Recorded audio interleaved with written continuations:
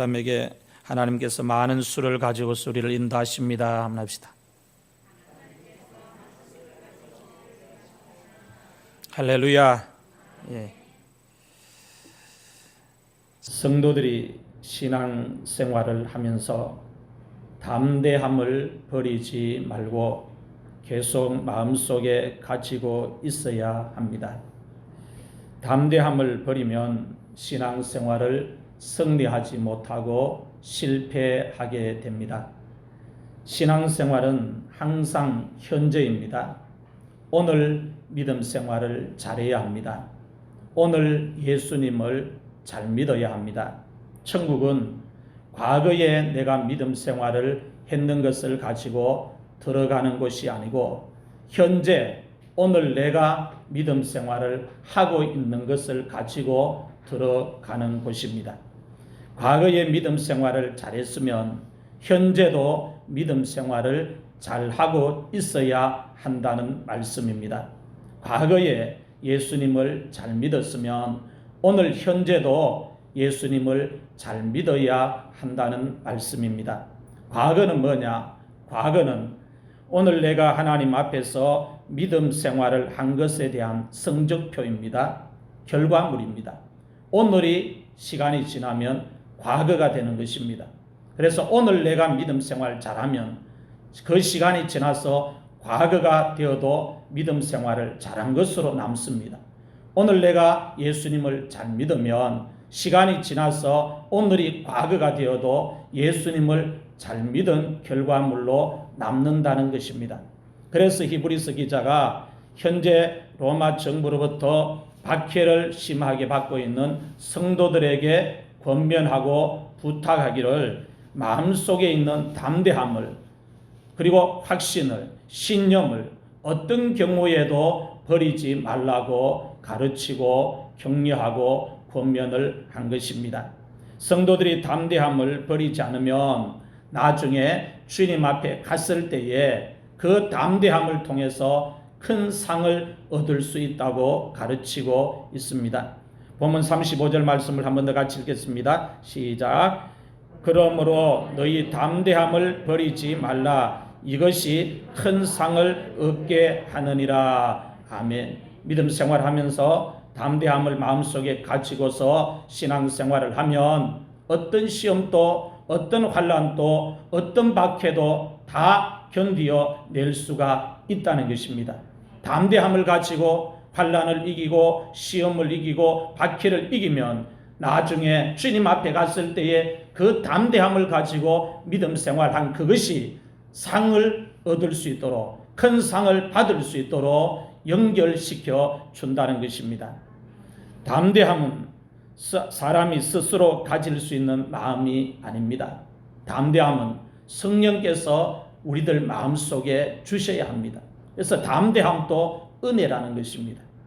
우리 마음이 평안하고 우리 마음속에 담대함이 있고 확신이 생기고 용기가 생기고 어떤 신념이 생기는 것은 성령께서 우리 마음속에 그런 마음을 주셔야 한다고 성경은 가르치고 있습니다. 성령께서 주시는 이 담대함은 살아있는 하나님의 말씀과 기도를 통해서만 받을 수 있다, 그렇게 가르치고 있습니다. 그래서 우리가 살아있는 하나님의 말씀을 항상 청종해야 되고 귀를 기울여야 되고 항상 받아 먹을 준비가 되어 있어야 합니다. 그리고 기도의 불, 또 기도의 무릎, 이게 약하여지지 않고 꺼지지 않도록 항상 신경을 써야 이 세상에 어떤 일이 일어나도 성령께서 주시는 그 담대함을 가지고 넉넉히 승리하면서 살아갈 수가 있다는 것입니다. 오늘 본문 말씀은 승리를 하기 위해서 성도들에게 필요한 것이 무엇인지 히브리서 기자가 성도들에게 권면을 하고 있습니다. 첫 번째로 승리를 하기 위해서 성도들에게 인내하는 믿음이 꼭 필요하다고 가르치고 있습니다. 본문 36절 말씀을 같이 읽겠습니다. 시작. 너희에게 인내가 필요함은 너희가 하나님의 뜻을 행한 후에 약속하신 것을 받기 위함이라. 아멘. 성도들에게 인내가 필요한 이유를 말씀하고 있습니다. 인내가 필요한 이유를 무엇이라고 말씀하고 있습니까? 성도들이 하나님의 뜻을 행하고 나서 하나님께서 약속하신 것을 받기 위해서다. 그렇게 말씀하고 있습니다. 이 말씀이 무슨 뜻인가 하면은 성도들에게 왜 인내가 필요한가 하면 성도들이 믿음 생활을 다 하고 나서 하나님이 약속하신 것을 놓치지 않고 받기 위해서라는 겁니다. 믿음 생활을 오랫동안 했는데 하나님이 약속하신 것을 못 받으면 어떻게 됩니까? 하나님께서 약속하신 것이 땅에 기름진 복과 하늘에 신령한 복이 있습니다. 그 하늘에 신령한 복과 땅에 기름진 복을 하나님께서 약속하셨다는 거예요. 이 약속하신 것을 우리가 믿음 생활하면서 받으려면 인내가 필요하다는 겁니다. 인내하지 못하면 이걸 못 받는다고 이야기를 하고 있습니다. 하나님께서 성도들에게 영원한 기업을 약속하셨습니다. 하나님 나라를 약속하셨습니다. 생명의 면류관을 약속하셨습니다. 큰 상을 약속하셨습니다. 큰 복을 약속하셨습니다. 큰 은혜를 약속하셨습니다. 이걸 성도들이 받으려면 인내가 필요하다는 거예요. 인내 없이는 이걸 못 받는다는 겁니다. 그래서 신앙생활 30년, 40년 이렇게 꾸준하게 이렇게 하는 성도들을 보면은 그 성도들의 신앙생활 속에 인내가 있음을 알 수가 있습니다. 인내하지 못하면 신앙생활을 승리할 수가 없다는 겁니다. 사계절이 있듯이 우리의 인생에도 사계절이 있습니다.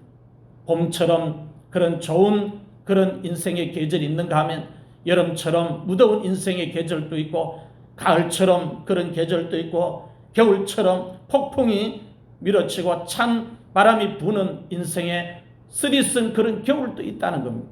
이런 신앙생활 인생의 사계절에 승리하기 위해서는 인내가 필요하다는 것입니다. 인내 없이는 믿음 생활을 승리할 수가 없다고 가르치고 있습니다. 하나님께서 성도들에게 가끔씩 불같은 시험을 삶 속에 허락하실 때가 있습니다. 불같은 환난, 불같은 박해를 성도들의 삶 속에 허락하실 때가 있습니다. 초대교회 성도들에게는 네로 황제로부터 많은 황제가 계속 바뀌면서 박해가 끊이지 않고 계속 되어집니다. 성도들 입장에서는 이제 박해가 좀 끝났으면 좋겠는데, 멈추어지면 좋겠는데, 좀 편안하게 신앙생활을 할 수 있는 환경이 주어지면 좋겠는데 그 박해의 시간이 쉽게 끝나지 않습니다. 수많은 성도들이 붙잡혀가고 죽고 그렇게 순교하고 그렇게 해도 박해가 언제 끝날지 모릅니다. 그 불같은 환난, 불같은 시험, 불같은 박해가 끝나지 않고 있습니다. 그럴 때에 성도들에게 필요한 것이 무엇인가를 히브리서 기자가 가르치고 권면하는데 인내가 필요하다는 겁니다. 박해를 견디기 위해서는 인내가 필요하다는 겁니다. 불같은 시험을 견디기 위해서는 인내가 필요하다는 겁니다. 이전에 하나님 앞에서 겪었던 그 환난 시험을 잘 견딘 것처럼 지금 당하고 있는 그 환난도 인내하면서 잘 견디라는 겁니다. 견디면 승리한다고 가르치고 있습니다. 성경을 보면 하나님께서 믿음의 사람 욥에게 불같은 시험을 허락하신 것을 볼 수가 있습니다. 욥이 어느 한 날에 당한 모든 불행한 일은 하나님께서 욥에게 허락하신 불같은 시험입니다. 여러분 성경을 읽으면서 욥이 어느 한 날에 당했던 그 불행한 일들이 우리 환경에, 우리 가정에, 우리 삶 속에 하나라도 일어난다면 여러분 견딜 수 있겠습니까? 욥이 하루아침에 그 많은 재산을 다 잃어버립니다. 집에 있는 종들 다 잃어버리고 그 많은 가축들 다 잃어버리고 빼앗기고 벼락 맞아 죽고 그리고 태풍이 불어와서 열 자녀들이 집이 무너지면서 다 죽고 그리고 자기 몸에 무서운 질병이 걸리고 이런 환난이 욥에게 발생한 겁니다. 성경은 욥에게 일어난 그 불행한 일을 가리켜서 불같은 시험이라고 이야기합니다. 욥이 그 불같은 시험을 어떻게 승리했습니까? 인내하면서 승리했습니다. 입술의 파수꾼을 지켜가면서 인내하면서 욥이 그 시험을 다 견디어내었습니다. 인내가 그만큼 중요하다는 것입니다. 하나님께서 믿음의 조상 아브라함에게도 불같은 시험을 허락하셨습니다. 하나님께서 어느 날 아브라함에게 찾아오셔서 불같은 시험을 허락하시는데 독자 이삭을 모리아산에 데리고 가서 하나님 앞에 제물로 바치라고 말씀하셨습니다. 자식이 없어가지고 하나님 아들 한 명만 주었으면 좋겠다고 그렇게 애걸복걸하면서 하나님 앞에 귀한 아들을 선물로 받았는데 그 아들이 이제 장성해서 대를 이으려고 하니까 하나님이 나타나셔서 대뜸하시는 말씀이 아브라함아 아브라함아 네 아들 독자 이삭을 모리아산에 데리고 가서 그 아들 이삭을 나에게 제물로 바쳐라 그렇게 말씀합니다. 칼로 아들을 쪼개어서 제물로 바치라고 하나님이 말씀하신 것입니다. 아브라함에게는 하나님이 독자 이삭을 모리아산에 데리고 가서 제물로 바치라고 한 그 말씀이 불같은 시험입니다. 큰 시험입니다. 이 말씀을 지킬 것이냐 안 지킬 것이냐, 이것은 아브라함의 인생의 운명을 결정짓는 분수령과 같은 그런 시험이고 큰 그런 문제입니다. 아브라함이 이 불같은 시험을 통과하느냐 통과하지 못하느냐에 따라서 믿음의 조상의 반열에 하나님이 세워주실 수도 있고 믿음의 조상이 못 될 수도 있습니다. 독자 이삭을 하나님 앞에 제물로 바쳐야 합니다. 여러분, 우리는 성경을 읽지만, 기록된 성경을 읽지만 이 읽어가는 성경 내용들이 단순한 문제가 아니라는 겁니다. 그러한 일들이 오늘 우리의 삶 속에 하나님이 찾아오셔서 우리에게 요구하시고 우리에게 말씀하시고 우리에게 명령하실 때 우리는 과연 아브라함처럼 그 불같은 시험을 하나님이 기뻐하시는 방향으로 인내하면서 따를 수 있을까? 우리는 스스로 질문을 해볼 수 있어야 한다는 것입니다. 오늘도 하나님께서 성도들에게 불같은 시험을 똑같이 허락하십니다. 인생에 사계절이 있다 했습니다. 봄, 여름, 가을, 겨울이 있듯이 어떤 사람에게는 겨울이 먼저 옵니다. 우리가 생일이 다 다른 것처럼 어떤 사람은 1월 달에 태어나고 어떤 사람은 여름에 태어나고 어떤 사람은 꽃피는 4월 달에 태어나고 어떤 사람은 가을에 태어나고 어떤 사람은 겨울에 태어나듯이 우리 인생의 계절도 생일이 다른 것처럼 겨울이 먼저 오는 사람이 있고 여름이 먼저 오는 사람이 있고 봄이 먼저 오는 사람이 있고 가을이 먼저 오는 사람이 있다는 겁니다. 그래서 인생의 사계절이 모든 사람에게 주어지는데 겨울이 먼저 왔다고 해서 불평할 필요도 없고 낙심할 필요도 없습니다. 봄이 먼저 왔다고 해서 너무 좋아할 것도 없다는 겁니다. 봄이 먼저 왔으면 내 인생의 사계절에 겨울도 남아있구나 생각하면서 엄숙하게 생각하고 하나님 앞에 더 엎드려야 되고 그렇게 믿음 생활을 해야 하는 것입니다. 인생의 겨울이 먼저 왔으면 그 겨울을 견디면서 힘이 들겠지만 낙심하지 말고 이 겨울이 지나면 봄이 오겠지, 여름이 오겠지, 가을도 있겠지 하면서 견디다 보면 그 겨울을 이기면서 승리할 수가 있다는 것입니다. 누구에게나 사계절은 다 있습니다. 모든 성도의 가정에 사계절이 다 있습니다. 하나님이 고난을 먼저 1월달과 같은 겨울과 같은 고난을 먼저 주시는 가정이 있고 봄과 같은 가정의 환경을 먼저 주시는 가정이 있고 어떤 가정에는 여름을 먼저 주시는 가정이 있고 가을을 먼저 주시는 가정이 있습니다.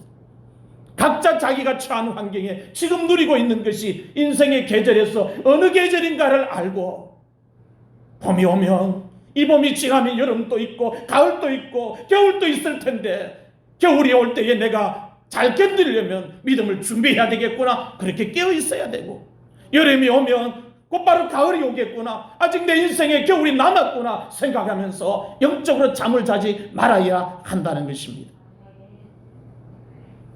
하나님께서 성도들에게 불같은 시험, 불같은 환난을 허락하시는 이유가 무엇입니까?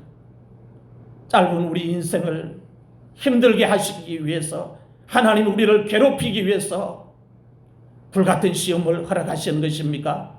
무엇 때문에? 하나님께서 사랑이시라 하시면서 사랑의 하나님이 자기의 자녀들에게 이런 불같은 시험을 허락하시는가라는 것입니다. 우리가 이 질문에 대해서, 이 궁금증에 대해서 정답을 찾지 못하면 우린 신앙생활을 하면서 영적으로 방황을 하게 되고 하나님에 대해서 회의를 가지게 된다는 것입니다. 왜 불같은 시험을 하나님이 내 삶에, 내 가정에 허락하시는가? 그 이유를 알아야 한다는 것입니다. 하나님께서 성도들의 삶 속에 불같은 시험을 허락하시는 이유를 성경을 통해서 살펴보면 모두 5가지입니다.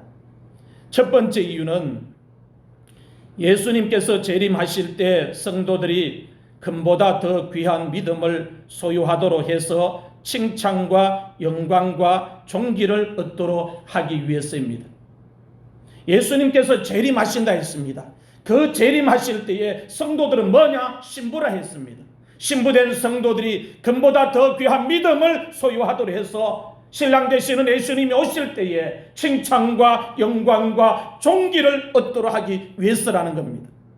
신랑한테 신부가 칭찬을 받도록, 아름답다는 그런 칭찬을 받도록, 존귀하다는 칭찬을 받도록 만들기 위해서 성도들이 가지고 있는 믿음을, 불순물을 다 빼버리고 정금 같은 믿음을 만들어서 그렇게 하기 위함이라 그렇게 말씀하고 있습니다. 불같은 시험이 없으면 우리가 가지고 있는 믿음에 불순물이 안 빠진다는 거예요. 아무리 좋은 금이라도, 금덩어리라도 불순물을 빼지 않고는 그 금은 가치가 없습니다. 정금이 왜 귀합니까? 불순물이 하나도 없는 순금이기 때문에 그 금이 귀한 것입니다. 오늘 우리의 믿음이 정금 같은 믿음이 되어야 하는 이유는 신랑 되신 우리 주님이 세상에 다시 오실 때 신부된 성도가 주님 앞에서 칭찬과 영광과 존귀를 받도록 하기 위해서라고 가르치고 있습니다. 두 번째로 성도들의 삶 속에 하나님께서 불같은 시험을 허락하신 이유가 뭐냐? 예수님께서 재림하실 때 성도들의 영혼이 구원을 받도록 하기 위해서라는 겁니다. 신앙생활의 최종 목표가 영혼 구원이고 천국 가는 것입니다.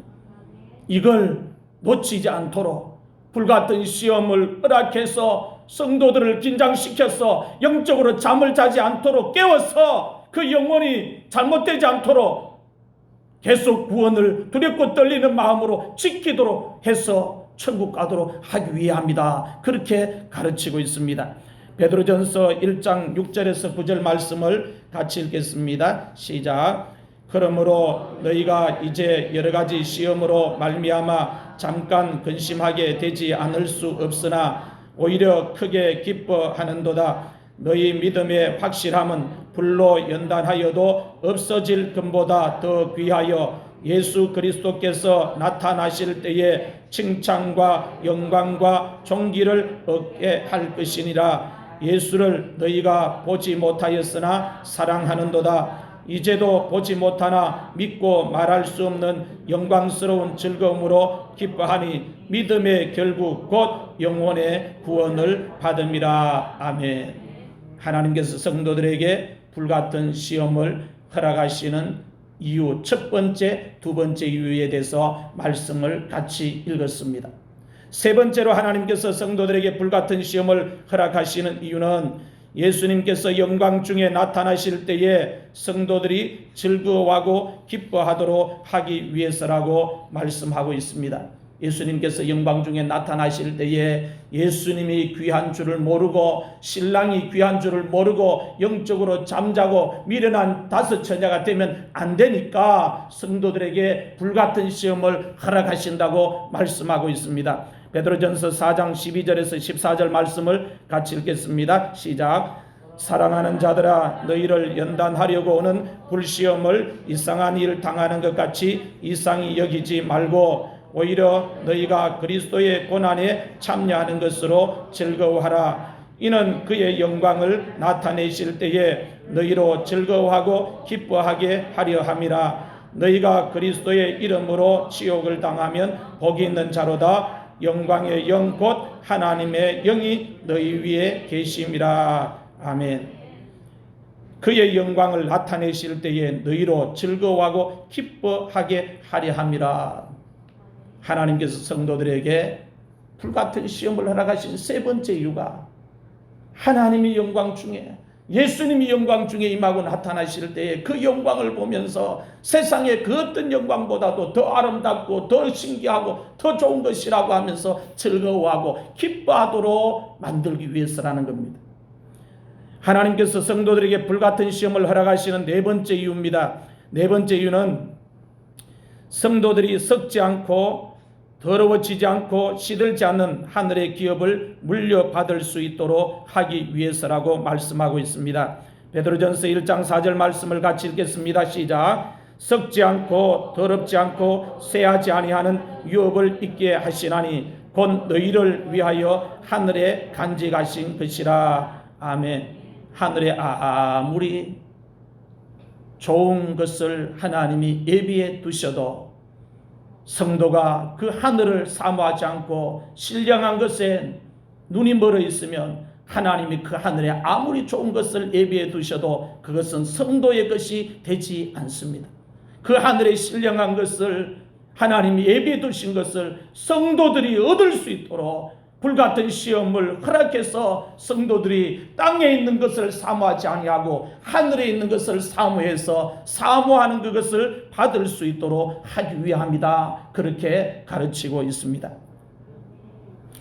하나님께서 성도들에게 불같은 시험을 허락하시는 다섯 번째 이유입니다.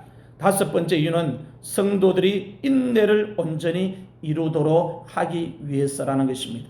인내가 모든 사람들에게 다 부족하다는 거예요. 저도 인내가 부족하고 여러분에게도 인내가 부족하다는 겁니다. 이 인내가 불같은 시험을 통해서 만들어진다고 이야기합니다.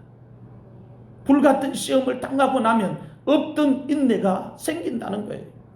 야고보서 1장 2절에서 4절 말씀을 같이 읽겠습니다. 시작. 내 형제들아 너희가 여러 가지 시험을 당하거든 온전히 기쁘게 여기라. 이는 너희 믿음의 시련이 인내를 만들어내는 줄 너희가 알미라. 인내를 온전히 이루라. 이는 너희로 온전하고 구비하여 조금도 부족함이 없게 하려 함이라. 아멘.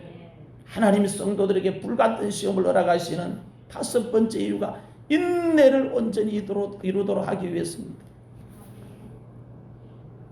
임신한 여인이 성질이 급해서 산부인과 가서 애가 배었다고 의사 선생님 이야기하고 3주가 되었다고 5주가 되었다고 6주가 되었다고 10주가 되었다고 이렇게 이야기하는데 10달을 기다려야 되는데 못 기다려가지고 의사 선생님 내 도저히 못 기다리겠습니다 하고 한 3개월 가가지고 내가 배를 이렇게 수술해가 아이 끄집어내주세요 하면 그 아이가 살겠습니까? 죽겠습니까? 새 생명을 어머니가 산모가 얻으려면 인내해야 되는 거예요. 10달까지 인내해야 되는 거예요. 천국은 인내하는 자가 받는 거예요. 구원도 인내하는 자가 지키는 겁니다. 영원한 생명도 인내하는 자가 취할 수 있는 겁니다. 생명의 면류관도 인내하는 자가 받을 수 있습니다. 하나님께서 예비하신 모든 복들도 인내하는 자가 받는 거예요. 야곱이 외삼촌 집에서 20년 동안 온갖 고생 다 했다 했습니다. 그 온갖 고생 다 했다는 게 뭐예요? 인내했다는 거예요. 20년 동안 못 기다리고 삼촌한테 시달렸다고 하면서 울분을 품고 도망치면 야곱의 인생은 끝나버립니다. 그 20년 동안 인내하면서 무슨처럼 살고 정말 혈연 관계있지만 인권을 유리당하고 갑질을 당하면서 20년 동안 인내하면서 기다리다 보니까 하나님이 길을 열어주는데 하나님이 다시 그 집에서 나오게 하는데 거부가 되어서 나올 수 있도록 만들어 주셨다고 이야기합니다. 인내가 그만큼 중요한 거예요. 하나님이 성도들에게 불같은 시험을 허락하시는 이유가 인내를 온전히 이루기 위해서라는 겁니다. 모든 성도들에게 인내가 부족하다는 거예요. 개인적으로 저를 뒤돌아보면 저도 인내가 많이 부족했어요. 성질이 얼마나 급한지요. 그런데 불같은 시험을 당하고 나니까 인내가 만들어지더라고요. 참는데 익숙해지더라는 거예요. 입술에 파수꾼을 세우는데도 익숙해지고 섣부른 생각을 하는데도 멈추게 돼요. 섣부른 행동을 하는데도 멈추게 돼요. 인내가 만들어지니까 관리가 되는 거예요. 영적인 관리가 되는 거예요. 통제할 수 있는 힘이 생기는 거예요. 인내가 그만큼 중요하다는 것입니다. 하나님께서 성도들에게 불같은 시험을 허락하신 이유를 오늘 우리들이 분명하게 알고 있어야 합니다. 알고 있어야 우리의 삶 속에 하나님이 불같은 시험을 허락하실 때 낙심하지 아니하고 그 불같은 시험을 통해서 하나님이 불같은 시험을 허락하시는 5가지 이유를 우리가 깨닫고 그 5가지 하나님의 목적을 성취할 수가 있다는 것입니다. 불같은 시험을 통해서 성도들에게 없었던 인내가 만들어진다고 했습니다. 그리고 불같은 시험을 통해서 성도들이 인내를 온전히 이루게 됩니다. 그 시험을 많이 겪고 나면 잘 참아요. 잘 참아요. 인내를 통해서 성도들의 믿음이 온전하게 됩니다. 인내를 통해서 성도들의 인격이 온전하게 다듬어집니다. 이 인내가 만들어져야 인격도 다듬어진다는 거예요. 이 인내를 만들기 위해서 하나님이 불같은 시험을 허락하신다는 겁니다. 우리 성격에 뭐가 얼마나 많습니까? 우리 성격에 얼마나 고집이 있습니까? 우리 성격에 얼마나 삐뚤어진 것이 많이 있습니까? 태어나면서부터 가정 환경에서 부모로부터 어떤 환경에서든지 간접 직접적으로 영향을 받아서 생긴 우리 몸에 있는 필요 없는 것, 하나님의 자녀로서 갖추지 말아야 되는 필요 없는 걸 이걸 어떻게 뽑아버립니까? 불같은 시험이 아니고는 방법이 없습니다. 불같은 시험을 통해서 그런 불순물들이 다 빠져나가는 거예요. 모난 성격들이 다 빠져나가고 우리 속에 있는 고집과 완고함이, 패역함이, 교만이, 불순종이 그 불같은 시험을 통해서 다 빠져나가면서 인내를 온전히 이루게 되는 거예요. 여러분 인내를 온전히 이룰 수 있기를 바랍니다. 인내를 온전히 이루고 나면 여러분들이 하나님의 그 은혜 아래 살게 되는 거예요. 하나님의 은혜가 이전보다 더 풍성하게 쏟아부어지는 것을 매일 경험하면서 살아갈 수가 있습니다. 그런데 우리가 인내를 온전히 이루고 나면 하나님이 있는 것 같기도 하고 없는 것 같기도 하고 어떨 때는 하나님 도와주시는 것 같기도 하고 어떨 때는 안 도와주시는 것 같기도 하고 긴가민가 그렇게 신앙생활합니다. 그런데 인내를 어느 정도 이루고 나면 성령의 보호하심과 성령님의 인도하심과 성령님의 간섭하심과 성령님의 다스리심과 성령님의 섭리하심, 인도하심이 아주 친밀하게 느껴지는 거예요. 그래서 인내가 필요하다는 겁니다. 성령님이 좋아하시는 사람으로 내가 만들어지는 데 필요한 것이 불같은 시험이고 그 불같은 시험을 통해서 인내가 만들어지면 우리의 인격이 성령님이 기뻐하시는 인격으로 다듬어지고 우리의 믿음이 성령님이 기뻐하시는 믿음으로 만들어져서 하나님이 마음껏 우리를 원격 조정하면서 쓰시는 사람이 된다는 것입니다. 성령의 9가지 열매 안에 인내가 들어있습니다. 오래 참음이 들어있어요. 성령의 9가지 열매가 사랑과 희락과 화평과 오래 참음과 자비와 양성과 충성과 온유와 절제 9가지 열매가 있는데 이 오래 참음, 인내가 들어있어요. 그래서 우리가 성령의 열매 안에도 인내가 들어있는데 인내가 없으면 우리는 믿음이 온전하여지지 못하고 인격도 온전하여지지 못한다는 것입니다. 성도들이 신앙생활을 승리하기 위해서는 인내가 반드시 필요하다는 말씀입니다. 인내를 하지 못하면 성도들이 믿음 생활을 승리하지 못합니다. 실패합니다. 그래서 여러분들이 신앙생활을 하려면 승리하려면 인내가 필요하다는 거예요. 새벽 기도도 여러분 신앙생활 이렇게 승리하려면 이 새벽 무릎이 쉽지 않습니다. 그런데 여러분들이 예수 안 믿을 것도 아니고 믿을 거라면 어차피 믿을 거라면 잘 믿는 게 안 낫겠습니까? 어차피 믿을 것 같으면 잘 믿고 하나님 잘 섬겨서 복 받는 게 안 낫지 않습니까? 하나님 보호하심 아래 들어서 사는 것이 안 낫겠습니까? 그러면 하나님 기뻐하시는 사람으로 나를 만들어야지요. 내 가정도 하나님 기뻐하시는 가정으로 만들어야지요. 이게 우리 잘 안 된다는 거예요. 그런데 불같은 시험이 우리에게 오면 바뀌는 거예요. 하지 않았던 걸 하게 되는 거예요. 영적인 행동을 하게 된다는 거예요. 그래서 불같은 시험이 그렇게 중요합니다. 저도 처음부터 기도하는 일에 익숙해졌겠습니까? 불같은 시험을 만나다 보니까 세상적인 방법으로는 해결 안 되고 도움의 길도 없고 답도 없고 방법도 없으니까, 하나님밖에 없으니까 하나님 앞에 엎드려 기도하다 보니까 기도에 익숙하게 되고 기도를 즐기게 되고, 기도하면 세상을 다 얻은 것처럼 마음이 든든하게 되고, 기도의 자리에 앉아야만 있기만 하면 하나님의 손이 나를 붙잡고 있는 것처럼 느껴지니까 얼마나 큰 담대함이 생기는지, 그렇게 기도가 좋아서 기도의 줄을 놓지 않는 것입니다. 이 기도의 줄을 놓지 않는 그런 과정이 되기까지는 불같은 시험은 필수적이더라는 거예요. 불같은 시험이 없었다면 목사지만 기도 생활이 형식이 될 수 있습니다. 교인 안 가나, 앞에 앉아가 빨리 안 가나, 이런, 저도 목회 초창기에 그런 생각 많이 했습니다. 기도 오래 앉아 있는 성도들 보면 빨리 가야 나도 갈 텐데, 그런 생각을 했어요. 왜냐하면 내가 더 빨리 오거든. 너 5분 전에 와가지고 오래 앉아있어 봐요. 일찍 온 목사는 피곤하단 말이죠. 그런 생각을 한 적이 있단 말이에요, 목사지만.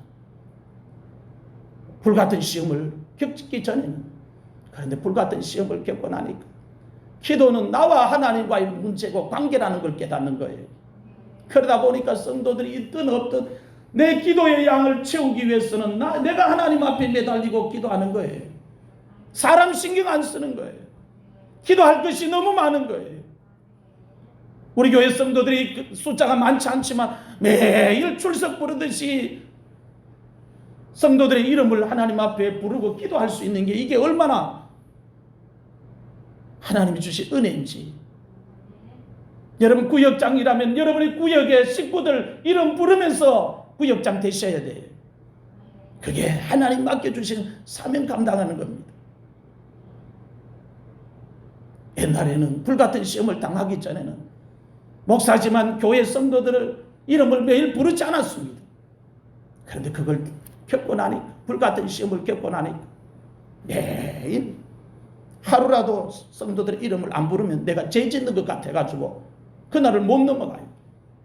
부르는 거예요. 부르면서 기도하는 겁니다.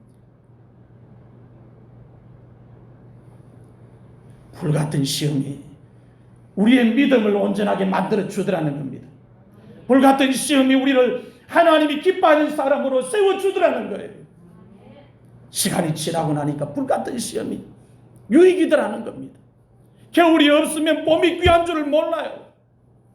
겨울이 있기 때문에 봄이 기다려지고 봄에 미치는 거예요. 꽃 피면 그 겨울을 경험했기 때문에.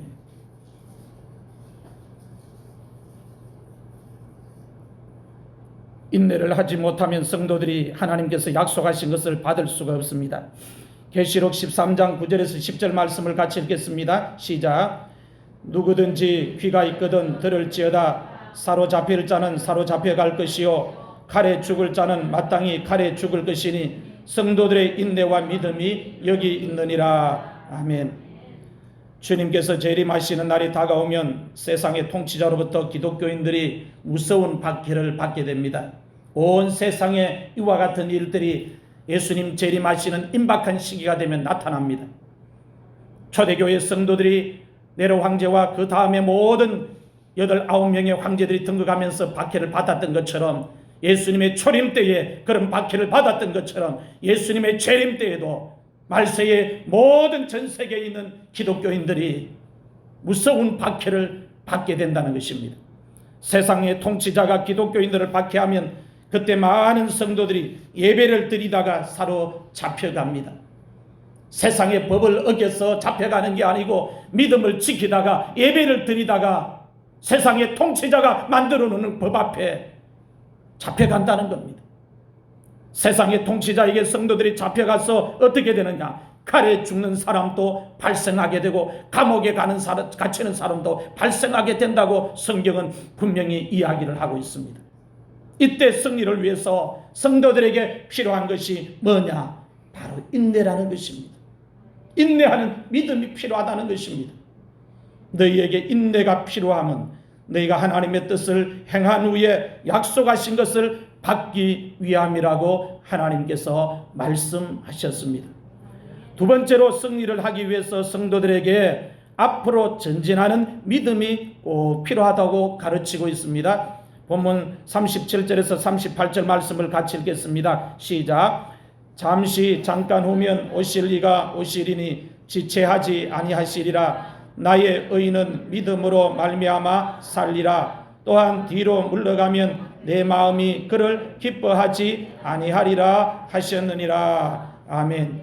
성도들이 믿음 생활하면서 뒤로 물러가는 것은 전진이 아니고 후퇴를 하는 것입니다.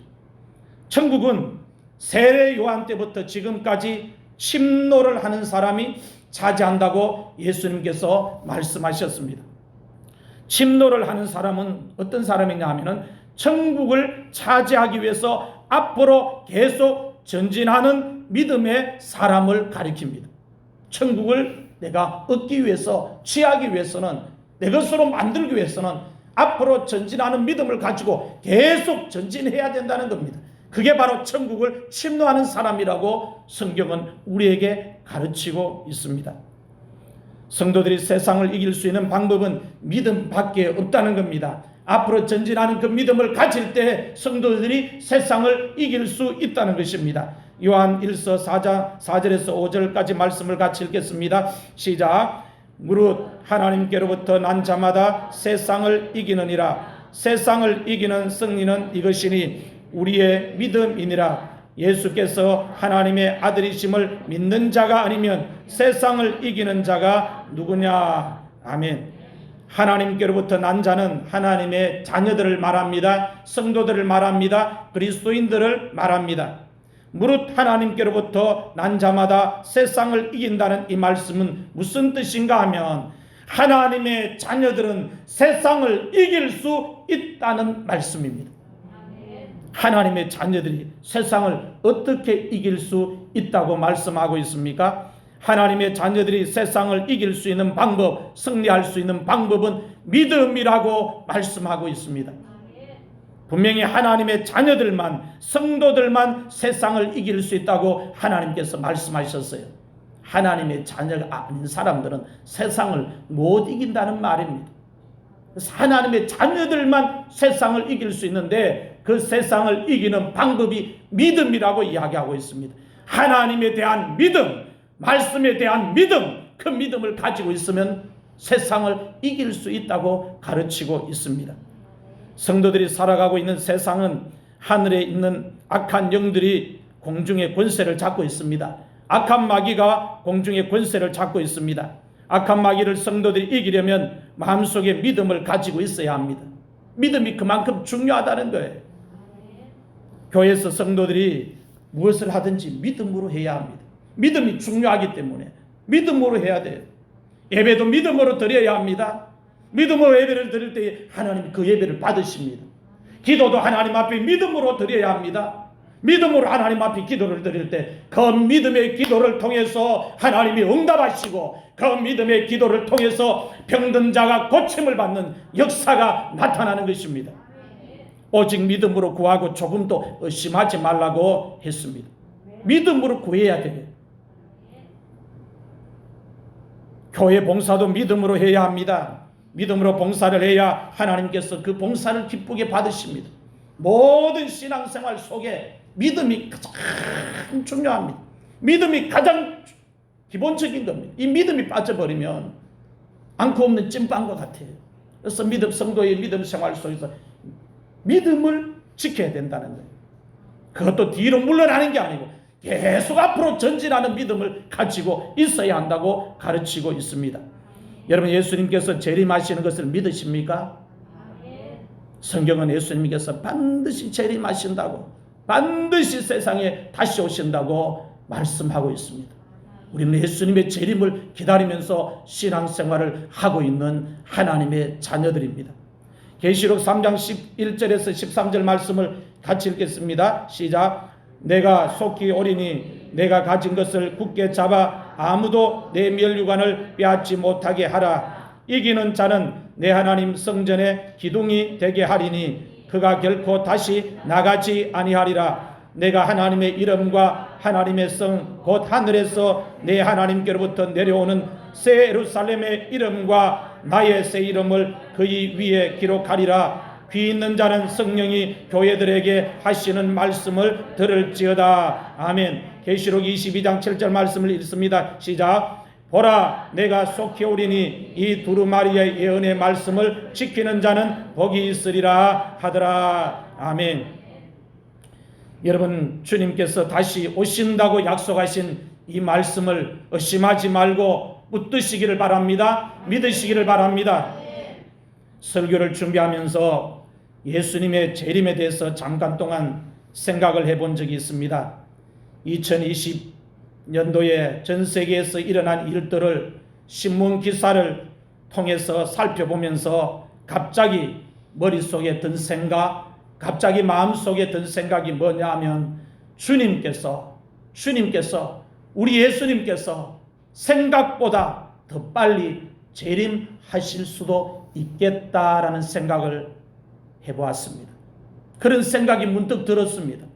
생각보다 우리가 생각하고 있는 시간보다, 성도들이 생각하고 있는 시간보다 훨씬 더 빨리 주님이 재림하실 수도 있겠다라는 생각을 했다는 것입니다.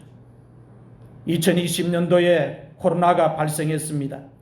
코로나 발생 국가 수가 220개국입니다. 확진자 수가 8,804만 3,392명입니다. 사망자 수가 189만 8,547명입니다. 이 코로나가 언제 끝날지 모릅니다. 확진자 수가 어느 정도까지 늘어날지도 모르고 사망자 수가 어느 정도까지 더 늘어날지 모릅니다. 2020년 1월에 인도네시아에 큰 홍수가 발생했습니다. 자카르타 도시가 완전히 물에 잠겨버렸습니다. 1.5m 이상 도시가 물이 잠겨버렸습니다. 그 자카르타 도시가 물에 잠기는 것을 보면서 사람들은 노아 홍수도 생각했다 할 정도였습니다. 순식간에 한 도시가 물에 잠겨버린 겁니다. 집중적으로 홍수가 내려서 비가 쏟아졌어요. 여러분, 과학이 발전하면 발전할수록 성경에 기록된 모든 사건들이 역사적으로 일어났던 사건임을 증명합니다. 2020년 1월에 호주에 큰 산불이 발생했습니다. 산불의 원인을 기후변화라고 발표했습니다. 이 산불이 5개월 동안 산불이 나서 서울의 100배 면적이 불에 타버렸습니다. 우리 대한민국 남한의 절반 이상이 불에 타버렸습니다. 우리나라에 불 나면 이 불 끄는데 일주일만 걸려도 얼마나 나라가 비상입니다. 호주 정부가 전 군대를 다 동원하고 전 국민들을 다 움직여서 산불을 끄려고 하는데 5개월 동안 걸린 거예요. 서울의 그 넓은 면적, 100배의 면적, 남한의 절반의 면적이 불에 타버린 거예요. 사람이 불을 질러서 난 게 아니고 자연 발생화되어서 불이 난 것입니다. 8월에 미국 캘리포니아에 대형 산불이 발생했습니다. 서울의 14배 면적이 불에 탔습니다. 산불의 원인을 발표했는데 3일 동안 1849회 이상 내리친 벼락이 원인이라고 발표를 했습니다. 3일 동안 하늘에서 번개가 쳤는데, 벼락이 쳤는데 1849번을 쳤다는 거예요. 그 3일 동안 내리친 번개 때문에 캘리포니아에 산불이 났다는 것입니다.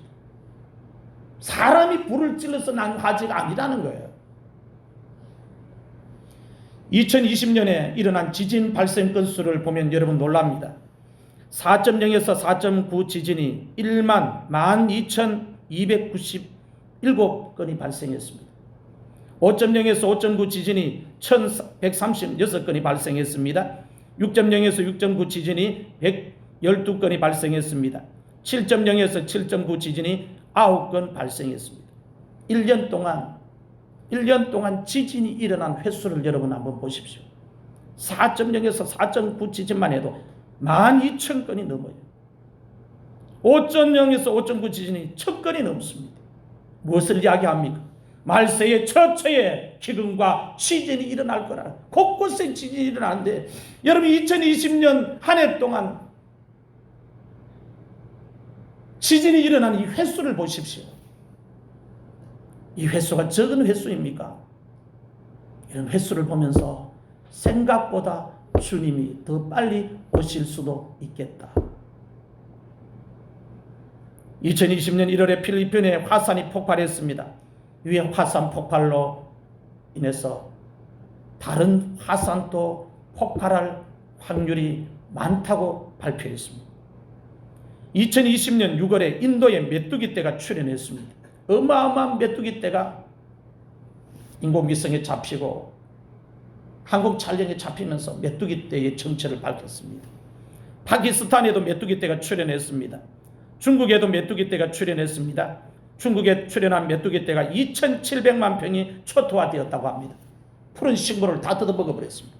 우리나라 이 메뚜기 떼가 한번 지나가고 나면 2,700만 평이 초토화되면 1년 우리나라 식량 다 거들납니다. 중국은 땅이 워낙 넓으니까 영향을 그렇게 크게 안 받지만 이 메뚜기 떼가 애굽에 내려졌던 그 메뚜기 재앙들이 말세에 우리 주님 임박한 시간에 그것이 역사적인 사건이었음을 증명하면서 깨어라, 잠자지 마라, 주의 날이 도적같이 온다면서 우리를 지금 일깨워주고 있는 것입니다.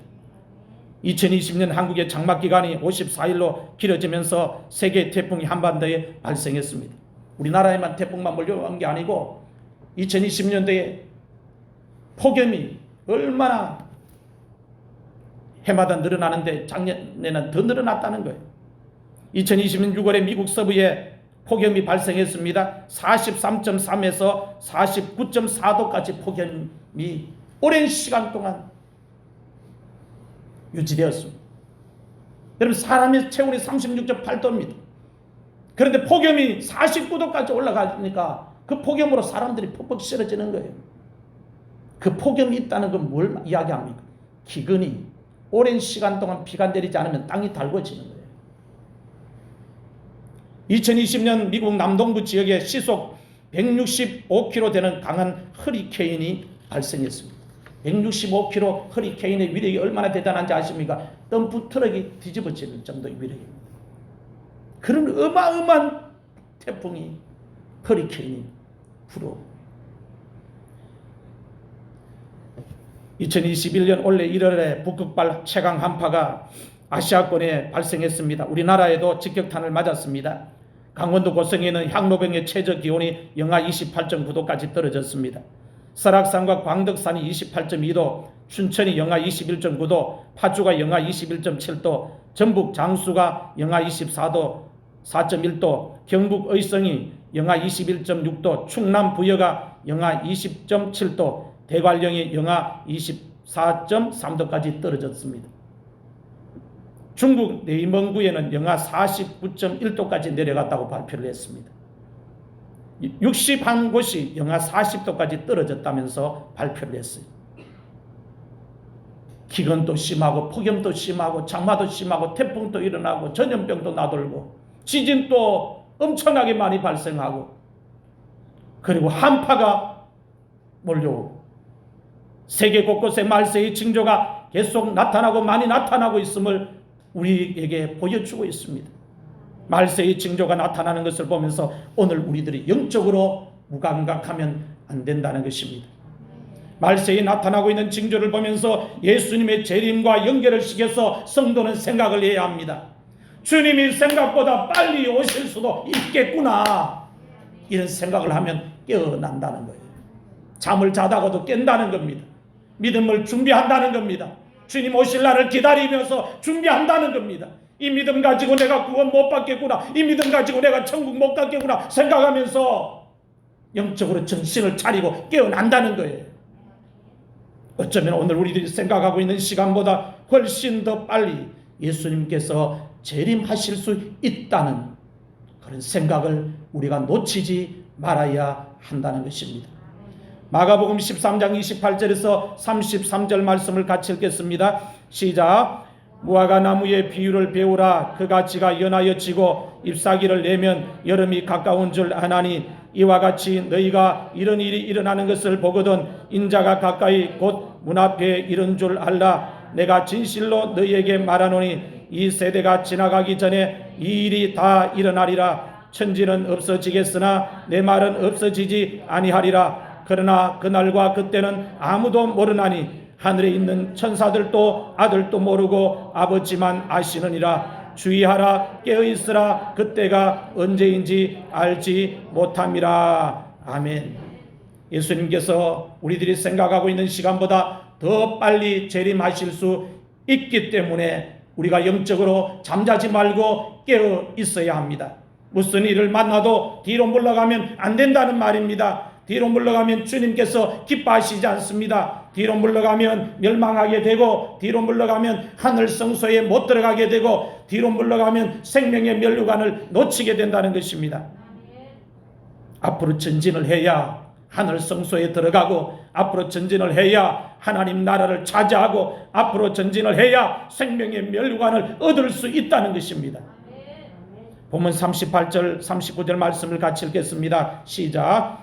나의 의인은 믿음으로 말미암아 살리라. 또한 뒤로 물러가면 내 마음이 그를 기뻐하지 아니하리라 하셨느니라. 우리는 뒤로 물러가 멸망할 자가 아니요 오직 영혼을 구원함에 이르는 믿음을 가진 자니라. 아멘. 시험을 만났을 때에 뒤로 물러난 사람이 있고 앞으로 전진을 하는 사람이 있습니다. 오늘 여러분들은 시험을 만났을 때에 행동을 어떻게 하십니까? 앞으로 전진을 하십니까? 아니면 뒤로 물러가십니까? 시험을 만났을 때 오늘 여러분들은 어떻게 행동을 하십니까? 사랑하는 성도 여러분, 승리를 하기 위해서 성도들에게 두 가지가 필요하다고 말씀을 드렸습니다. 첫 번째로 필요한 것이 인내라고 했습니다. 두 번째로 필요한 것이 앞으로 전진하는 믿음이라고 했습니다. 이 두 가지를 우리가 마음속에 가지고 있어야 합니다. 하나님의 자녀들은 어떤 경우에도 앞으로 전진해야지 뒤로 물러가면 안 된다는 것입니다. 오늘 말씀을 받으시고 여러분들 마음속에 인내가 있는지 한번 점검해 보시기를 바랍니다. 전진하는 믿음이 있는지 점검해 보시기를 바랍니다. 주님께서 반드시 세상에 다시 오십니다. 히브리서 기자가 초대교회 성도들에게, 핍박을 받고 있는 성도들에게 인내하라고 가르칩니다. 앞으로 전진하라고 가르칩니다. 왜냐? 예수님 다시 오시니까 믿음 생활 포기하지 말고 승리해라는 겁니다. 이 말씀은 오늘 우리에게도 똑같이 주어지는 하나님의 말씀입니다. 다시 한 번 더 오늘 본문 말씀 35절에서 38절까지 말씀을 같이 읽고 설교를 마무리하겠습니다. 시작. 너희에게 인내가 필요함은 너희가 하나님의 뜻을 행한 후에 약속하신 것을 받기 위함이라. 잠시 잠깐 후면 오실 이가 오시리니 지체하지 아니하시리라. 나의 의인은 믿음으로 말미암아 살리라. 또한 뒤로 물러가면 내 마음이 그를 기뻐하지 아니하리라 하셨느니라. 아멘. 다시 한 번 더 말씀을 드립니다. 성도들이 믿음 생활, 신앙 생활을 승리하기 위해서는 마음속에 인내와 앞으로 전진하는 믿음을 꼭 가지고 있어야 합니다. 이 두 가지를 마음속에 가지고 있으면 신앙생활을 승리할 수 있다고 우리에게 가르치고 있습니다. 오늘 여러분들 모두 주님 주신 말씀을 믿음으로 받아서 여러분 마음속에 인내와 앞으로 전진하는 믿음을 소유할 수 있기를 주의 이름으로 축원합니다.